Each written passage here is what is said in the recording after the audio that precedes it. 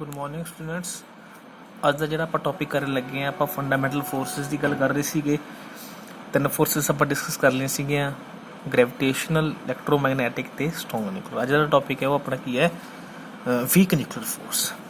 ਦੇਖੋ ਨਾਮ ਤੋਂ ਕਲੀਅਰ ਹੈ, ਵੀਕ ਨਿਊਕਲੀਅਰ ਫੋਰਸ। ਪਹਿਲੀ ਗੱਲ ਤਾਂ ਇਹ ਬਹੁਤ ਵੀਕ ਫੋਰਸ ਹੋਏਗੀ ਕੋਈ ਨਾ ਕੋਈ, ਹੈ ਨਾ।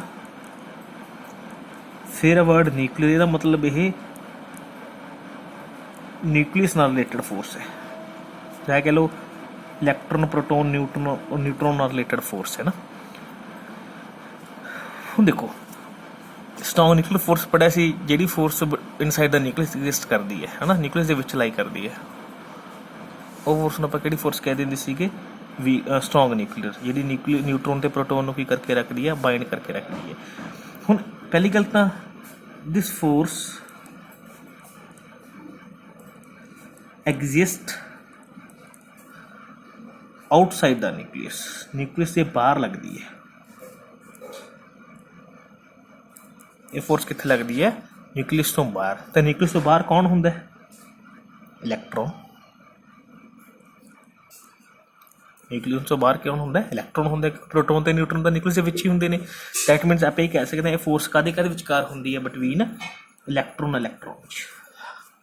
ਇਹਨੂੰ ਕਈ ਬੁੱਕ ਦੇ ਵਿੱਚ ਲੈਪਟੋਨ ਲਿਖਿਆ ਹੋਊਗਾ, ਤੁਸੀਂ ਵਰਡ ਤੁਹਾਡੀ ਬੁੱਕ 'ਚ ਵਰਡ ਲਿਖਿਆ ਹੋਊਗਾ ਲੈਪਟੋਨ, ਬਿਟਵੀਨ ਲੈਪਟੋਨ ਐਂਡ ਇਲੈਕਟ੍ਰੋਨ, ਐਵੇਂ ਕੁਛ ਲਿਖਿਆ ਹੋਊਗਾ। ਠੀਕ ਹੈ, ਐਕਚੁਅਲੀ ਥੋੜ੍ਹਾ ਜਿਹਾ ਹਾਈ ਕੰਸੈਪਟ ਹੈ, ਅਗਲੀ ਕਲਾਸਾਂ ਦਾ ਕੰਸੈਪਟ ਹੈ, ਨਿਊਕਲੀਅਰ ਫਿਜ਼ਿਕਸ ਦਾ ਕੰਸੈਪਟ ਹੈ। ਲੈਪਟੋਨ ਥੋੜ੍ਹਾ ਦੱਸਦਾ ਲੈਪਟੋਨਸ ਕੀ ਹੁੰਦੇ ਨੇ। ਲੈਪਟੋਨ ਇੱਕ ਫੈਮਿਲੀ ਆਫ ਐਲੀਮੈਂਟਸ, ਜਿਹਦਾ ਕਿ ਇਲੈਕਟ੍ਰੋਨਿਕ ਮੈਂਬਰ ਹੈ। ਜਿਵੇਂ ਆਪਾਂ ਵਟਸਐਪ ਦੇ ਗਰੁੱਪ ਬਣਾ ਲੈਂਦੇ ਹਾਂ ਨਾ, ਉਹ ਗਰੁੱਪ ਦਾ ਨਾਮ ਲੈਪਟੋਨ ਹੈ। ਅਤੇ ਉਹਦੇ ਵਿੱਚ ਇਲੈਕਟ੍ਰੋਨ ਵੀ ਆ ਜਾਂਦਾ ਹੈ, ਉਹਦੇ ਵਿੱਚ ਬੀਟਾ ਪਾਰਟੀਕਲਸ ਆ ਜਾਂਦੇ ਨੇ, ਉਹਦੇ ਵਿੱਚ ਨਿਊਟਰੀਨੋ ਆ ਜਾਂਦੇ ਨੇ ਨਾ। ਮਤਲਬ ਇਹ ਤੁਸੀਂ ਇਹਨਾਂ ਬਾਰੇ ਸੁਣਿਆ ਨਹੀਂ ਹੋਣਾ, ਜੇ ਅਲਫਾ ਬੀਟਾ ਗਾਮਾ ਥੋੜ੍ਹਾ ਜਿਹਾ ਸੁਣਿਆ, ਬਟ ਕੁਛ ਹੋਰ ਐਲੀਮੈਂਟਸ ਨੇ ਜਿਹੜੇ ਕਿ ਲੈਪਟੋਨ ਫੈਮਿਲੀ ਦਾ ਮੈਂਬਰ ਹੁੰਦੇ ਨੇ। ਆਪਾਂ ਸਿਰਫ ਆਪਣੇ ਨਿਊਕਲੀਅਸ ਦੀ ਗੱਲ ਕਰਦੇ ਹਾਂ। ਨਿਊਕਲੀਅਸ ਵਿੱਚ ਪ੍ਰੋਟੋਨ, ਇਲੈਕਟ੍ਰੋਨ ਅਤੇ ਨਿਊਟਰਨ ਤਿੰਨਾਂ ਦੀ ਗੱਲ ਕਰਾਂਗੇ। ਪ੍ਰੋਟੋਨ ਅਤੇ ਨਿਊਟਰਨ ਦੀ ਗੱਲ ਆਪਾਂ ਕੱਲ੍ਹ ਕਰ ਚੁੱਕੇ ਹਾਂ ਸਟਰੋਂਗ ਨਿਊਕਲੀਅਰ ਫੋਰਸ ਦੇ ਵਿੱਚ। ਅਤੇ ਵੀਕ ਨਿਊਕਲੀਅਰ ਫੋਰਸ ਦੇ ਕਿੰਨਾ ਵਿਚਕਾਰ ਹੁੰਦੀ ਹੈ, ਬਿਟਵੀਨ ਇਲੈਕਟ੍ਰੋਨ ਐਂਡ ਇਲੈਕਟ੍ਰੋਨ ਕਹਿ ਲਓ, ਬਿਟਵੀਨ ਇਲੈਕਟ੍ਰੋਨਸ ਕਹਿ ਲਓ। ਠੀਕ ਹੈ, ਦੈਟ ਮੀਨਸ ਇਹਨਾਂ ਆਪਾਂ ਕਿਵੇਂ ਡਿਸਕ੍ਰਾਈਬ ਕਰਾਂਗੇ, ਡਿਫਾਈਨ ਕਿਵੇਂ ਕਰਾਂਗੇ। This is the force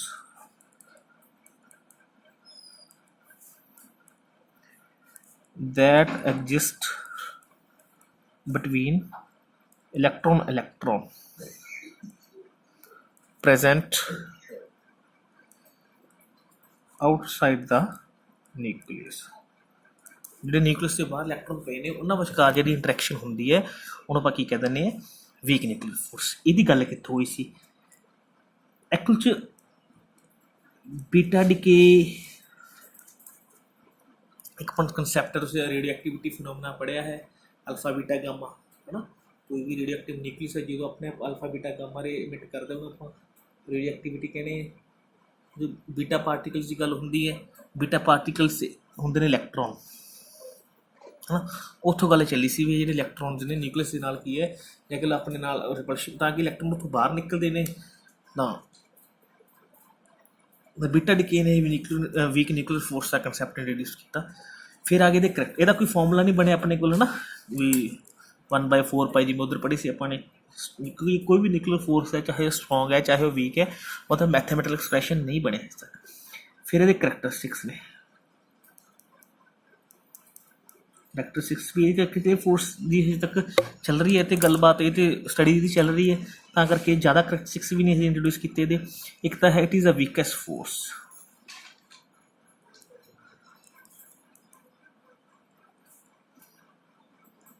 than strong nuclear force. Strong nuclear force ਨਾਲੋਂ ਵੀਕ ਫੋਰਸ ਹੈ। ਦੂਸਰਾ ਹੈ ਇਟ ਇਜ਼ ਨੋਨ ਸੈਂਟਰਲ। ਇਹ ਫੋਰਸ ਕੀ ਹੈ, ਨੋਨ ਸੈਂਟਰਲ ਫੋਰਸ ਹੈ, ਪੜ੍ਹਿਆ ਹੋਇਆ ਆਪਾਂ ਨੋਨ ਸੈਂਟਰਲ ਬਾਰੇ। It is non conservative. ਇਹ ਕੀ ਹੈ, ਨੋਨ ਕੰਜ਼ਰਵੇਟਿਵ ਫੋਰਸ ਹੈ, ਜਿਹੜੀ ਮਤਲਬ ਪਾਥ 'ਤੇ ਡਿਪੈਂਡ ਨਹੀਂ ਕਰਦੀ, ਉਹ ਵਾਲਾ ਪਾਥ ਇੰਡੀਪੈਂਡੈਂਟ ਹੁੰਦੀ ਹੈ। ਉਹਦਾ ਮਤਲਬ ਕੀ ਹੈ, ਪਾਥ ਇੰਡੀਪੈਂਡੈਂਟ। ਡਿਪੈਂਡਸ ਕੀ ਕਾਹਤੇ ਕਰਦਾ, ਸਿਰਫ ਇਨੀਸ਼ੀਅਲ ਐਂਡ ਫਾਈਨਲ ਪੋਜੀਸ਼ਨ 'ਤੇ। ਨੈਕਸਟ ਕਰੈਕਟਰਿਸਟਿਕਸ ਇਹਦਾ ਐਕਸਚੇਂਜ ਪਾਰਟੀਕਲ। ਇਹਦਾ ਐਕਸਚੇਂਜ ਪਾਰਟੀਕਲ ਹੁੰਦਾ ਉਹ ਹੁੰਦਾ ਐਂਟੀ ਨਿਊਟ੍ਰੀਨੋ। ਐਂਟੀ ਨਿਊਟ੍ਰੀਨੋ ਇਹ ਬਾਰੇ ਆਪਾਂ ਡਿਟੇਲ 'ਚ ਪੜ੍ਹਾਂਗੇ ਅੱਗੇ। ਐਂਟੀ ਨਿਊਟ੍ਰੀਨੋ ਵੀ ਇੱਕ ਐਲੀਮੈਂਟਰੀ ਪਾਰਟੀਕਲ ਹੁੰਦਾ, ਇਹਦਾ ਸਿੰਬਲ ਹੈ ਫ੍ਰੀਕੁਐਂਸੀ ਵਾਲਾ ਸਿੰਬਲ ਪਾ ਕੇ ਉੱਪਰ ਬਾਰ ਪਾ ਦੇਣਾ, ਠੀਕ ਹੈ। ਐਂਟੀ ਨਿਊਟ੍ਰੀਨੋ ਵੀ ਐਲੀਮੈਂਟਰੀ ਪਾਰਟੀਕਲ ਹੈ ਜਿਹੜਾ ਕਿ ਨਿਊਕਲੀਅਸ ਦੇ ਵਿੱਚ ਐਗਜ਼ਿਸਟ ਕਰਦਾ ਹੈ। ਉਹ ਇੱਥੇ ਕਾਹਦਾ ਕੰਮ ਕਰਦਾ ਹੈ, ਐਕਸਚੇਂਜ ਪਾਰਟੀਕਲ। ਬਾਕੀ ਜਿਹੜੀ ਪ੍ਰੋਪਰਟੀਜ਼ ਨੇ ਉਹ ਹਜੇ ਇਹਦੀਆਂ ਸਟੱਡੀ ਚੱਲ ਰਹੀ ਅੰਡਰ ਇਨਵੈਸਟੀਗੇਸ਼ਨਸ ਨੇ। ਤਾਂ ਨੈਕਸਟ ਟੌਪਿਕ ਹੈ ਦੈਟ ਇਜ਼ ਕਾਲਡ ਫਿਜ਼ੀਕਲ ਲਾਜ਼। ਜਿਹੜੇ ਲਾਜ਼ ਨੇਚਰ ਦੇ ਵਿੱਚ ਐਗਜ਼ਿਸਟ ਕਰਦੇ, ਜਿਹੜੇ ਫੇਲ ਨਹੀਂ ਹੁੰਦੇ, ਮਤਲਬ ਜਿਹੜੇ ਲਗਾਤਾਰ ਚੱਲ ਰਹੇ ਨੇ ਹਜੇ ਤੱਕ। ਵਿੱਚ ਕੁਛ ਪਹਿਲਾ ਲਾ ਕੀ ਹੈ, law of conservation of energy. Law of conservation of energy ਇਹ ਆਲਰੇਡੀ ਪੜ੍ਹ ਚੁੱਕੇ ਹੋ ਤੁਸੀਂ, ਥੋੜੇ ਕਲਾਸਾਂ ਤੋਂ ਪੜ੍ਹਦੇ ਆ ਰਹੇ ਹੋ। Energy can either be created nor be destroyed. ਤੇ ਇਹ ਰੂਲ ਯੂਨੀਵਰਸਲੀ ਟਰੂ ਹੈ ਨਾ। Energy can neither be created nor be destroyed. ਨਾ ਤਾਂ ਐਨਰਜੀ ਨੂੰ ਪੈਦਾ ਕੀਤਾ ਜਾ ਸਕਦਾ ਹੈ, ਨਾ ਹੀ ਐਨਰਜੀ ਨੂੰ ਕੀ ਹੈ, but it can convert one form to another, but ਇਹਨੂੰ ਆਪਾਂ ਇੱਕ ਫਾਰਮ ਤੋਂ ਦੂਜੀ ਫਾਰਮ 'ਚ ਕੀ ਹੈ, ਕਨਵਰਟ ਕਰ ਸਕਦੇ ਹਾਂ। ਤੇ ਜਿਹੜਾ ਇਹ conservation of energy the rule ਹੈ, ਇਟ ਇਜ਼ ਆਲਵੇਜ਼ ਐਗਜ਼ਿਸਟ, ਠੀਕ ਹੈ। ਜਿਵੇਂ ਆਪਾਂ ਗੱਲ ਕਰੀਏ ਇਲੈਕਟ੍ਰੀਸਿਟੀ ਦੀ, ਜਾਂ ਕਹਿ ਲਓ ਇਲੈਕਟ੍ਰਿਕ ਐਨਰਜੀ, ਬਲਬ ਦੀ, ਹੈ ਨਾ। ਬਲਬ ਕੀ ਹੈ, ਇਲੈਕਟ੍ਰਿਕ ਐਨਰਜੀ ਨੂੰ ਕਾਹ 'ਚ ਕਨਵਰਟ ਕਰਦਾ ਹੈ, ਇਲੈਕਟ੍ਰਿਕ ਐਨਰਜੀ ਨੂੰ ਲਾਈਟ 'ਚ, ਹੈ ਨਾ। ਐਵੇਂ ਬਹੁਤ ਸਾਰੇ ਐਗਜ਼ਾਮਪਲ ਜਿੱਥੇ ਐਨਰਜੀ ਇੱਕ ਫਾਰਮ ਤੋਂ ਦੂਜੀ ਫਾਰਮ 'ਚ ਕੀ ਆਪਾਂ ਡੈਮ ਦੀ ਗੱਲ ਕਰੀਏ, ਉੱਥੇ ਜਿਹੜੀ ਪਾਣੀ ਦੀ ਕਾਈਨੈਟਿਕ ਐਨਰਜੀ ਹੈ that will be converted into the electricity with help of generators ਔਰ ਟਰਬਾਈਨਸ। ਨੈਕਸਟ ਜਿਹੜਾ ਲਾਅ ਹੈ, law of conservation of momentum. Law of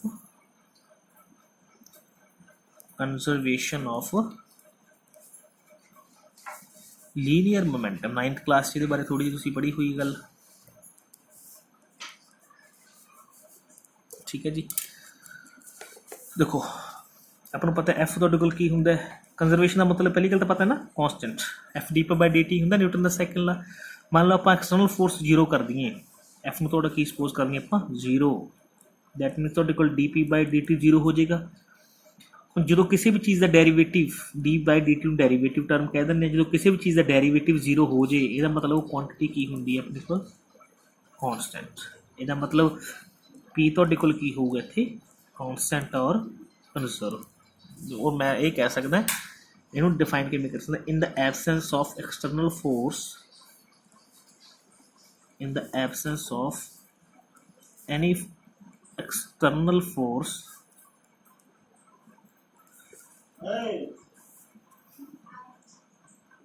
the sum of linear momentums of any object will always remain constant। ਜਦੋਂ ਬਾਹਰੋਂ force 0 ਲੱਗ ਰਹੀ ਹੋਵੇ ਤਾਂ some of ਦਾ ਮੋਮੈਂਟਮਸ ਹਮੇਸ਼ਾ ਕੀ ਰਹਿੰਦਾ ਹੈ, ਕੰਜ਼ਰਵ ਰਹਿੰਦਾ ਜਾਂ ਕੌਂਸਟੈਂਟ ਰਹਿੰਦਾ ਹੈ। ਜਾਂ ਇਹਨੂੰ ਆਪਾਂ ਵੀ ਕਹਿ ਸਕਦੇ ਹਾਂ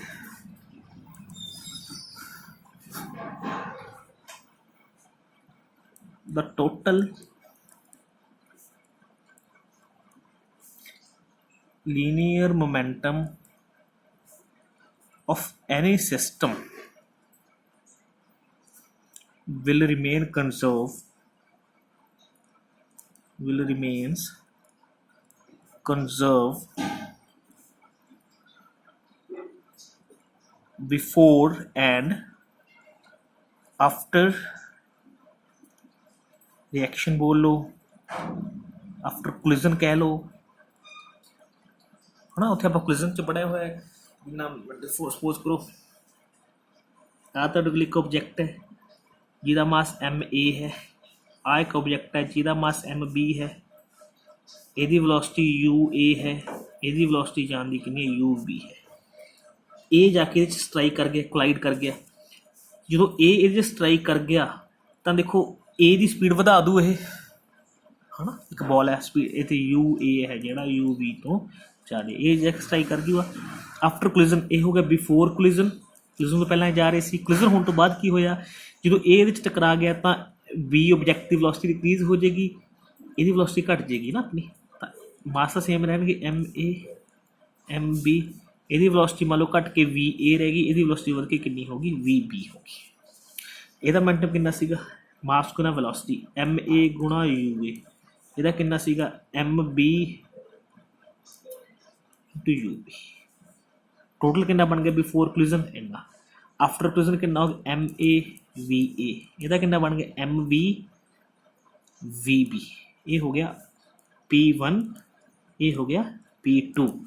बट ये ला की कहते total momentum before collision will be equal to total momentum after collision. बाहरों है ना, एक देखो बाहरों आप कोई फोर्स नहीं लाई, no external force, F external तो की है 0 है, पी वन पी टू 0 का होने का की मतलब तो M one M A U A plus M B U B बराबर तो का हो गया M A V A plus M B U B. इन्ना मोमेंटम कोलिजन तो पहला होएगा और ना मोमेंटम की कोलिजन तो बाद होएगा। वेलोसिटी इंटरचेंज हो जाएगी, जिहदी वेलोसिटी पहले ज़्यादा सी उसकी वेलोसिटी घट गई, जिहदी वेलोसिटी घट सी उसकी वेलोसिटी की इतने वध गई, बट टोटल मोमेंटम दोनों का की रहेगा कांस्टेंट रहेगा। This is the law of conservation of linear momentum. Next topic है तुहाडे कोल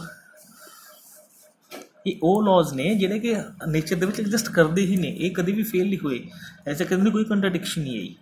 अगला है लॉ ऑफ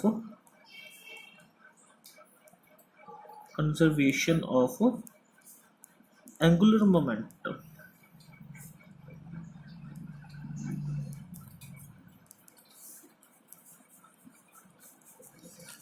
देखो जी एंगुलर मोमेंटम जिथे वर्ड एंगुलर आ जाए ਇਹਦਾ मतलब गल कादी हो रही है रोटेशन की,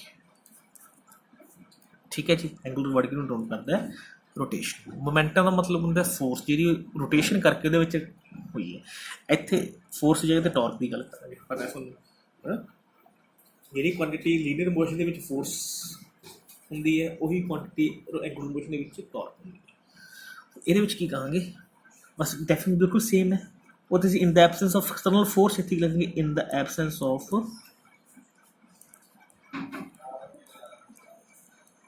external torque the net angular momentum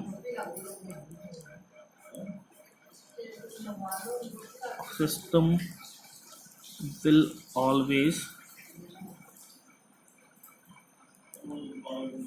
remains constant। मतलब की है इन the absence of torque, torque 0 होगा, एल तो की होगा कॉन्सटेंट। इतने एंगुलर मोमेंटम का सिंबल इतने एल है, उत्थे की लिखते सीगे इन मोमेंटम इतने आप की लिखांगे एंगुलर मोमेंटम। ये एक्चुअली होंदा की है जो एंगुलर मोमेंटम होंदा है आ रूल भी करता है torque is equal to D L by D T. In the absence of torque D L by D T तो 0 हो गया। तो मैंने पहले भी दसिया है जो किसी चीज़ का डेरीवेटिव 0 हो तो वो क्वांटिटी आपकी हो जाती है कॉन्सटेंट, ठीक है जी। ये बारे डिटेल आप जो 5वां चैप्टर करांगे उत्थे काफ़ी डिटेल के एंगुलर मोशन पूरा डिस्कस किया हुआ है, ठीक है। जो 4th रूल है it is called law of conservation of charge.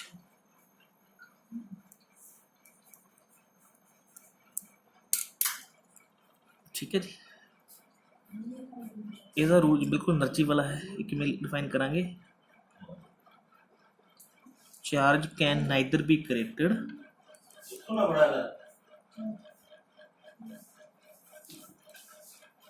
Nor be destroyed. ना तो चार्ज को पैदा किया जा सकता है ना ही चार्ज को खत्म किया जा सकता है, but it can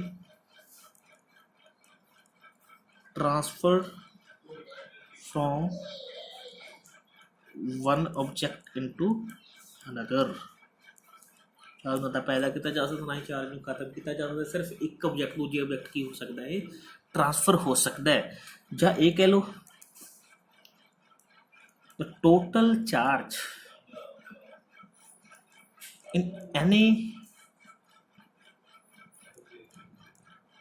nuclear or chemical reaction, चाहे न्यूक्लियर रिएक्शन की गल कर लो चाहे कैमिकल रिएक्शन की गल कर लो, the total charge in any nuclear chemical reaction will remain constant,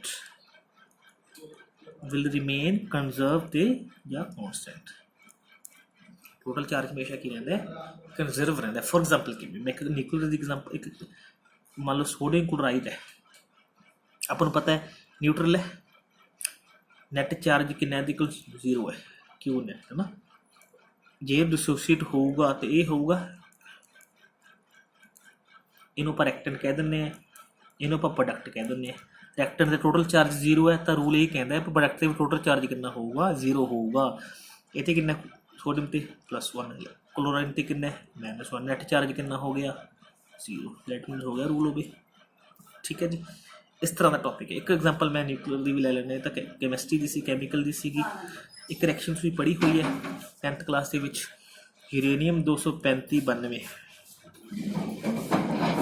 plus एक न्यूट्रॉन स्ट्राइक किया, barium 56141, krypton 3692 plus 3 neutron plus energy. Reaction पढ़ी हुई है, नहीं पढ़ाई सी। ठीक है, न्यूक्लियर फिशन की रिएक्शन है, न्यूक्लियर रिएक्टर की एग्जांपल है। वो देखो जी टर्म इतने होंगी है, ये होंगी एटॉमिक नंबर, जी टर्म उपर होंगी है, ये होंगी है मास, एटॉमिक मास। तो रूल ये कहता जिन्ना एटॉमिक नंबर या एटॉमिक मास रिएक्टेंट है उन्ने एटॉमिक नंबर से एटॉमिक मास थोड़ा कितने होना चाहिए, प्रोडक्ट च होना चाहिए। जे हो गया तो थोड़ी जो बैलेंसिंग ऑफ इक्वेशन पढ़ते हो वह मतलब यही होंगे है ना। तो इक्वेशन बैलेंस है, जो कह लो चार्ज का रूल की है वो देखना। देखो काउंट ही कर लो, एटॉमिक नंबर 92 0, टोटल कितना बन गया 92 रिएक्टेंट दे, ये कितना बन गया 56 से 36 92। एटॉमिक नंबर वो भी है 235 + 1 236, इधर देखो 141 92 233, 3 न्यूट्रॉन ने, एक न्यूट्रॉन का एक है, 3 न्यूट्रॉन का कितना बन गया 3, टोटल कितना बन गया 236। दैट मीनस दोनों रूल्स की होंगे ने वो वे होंगे ने।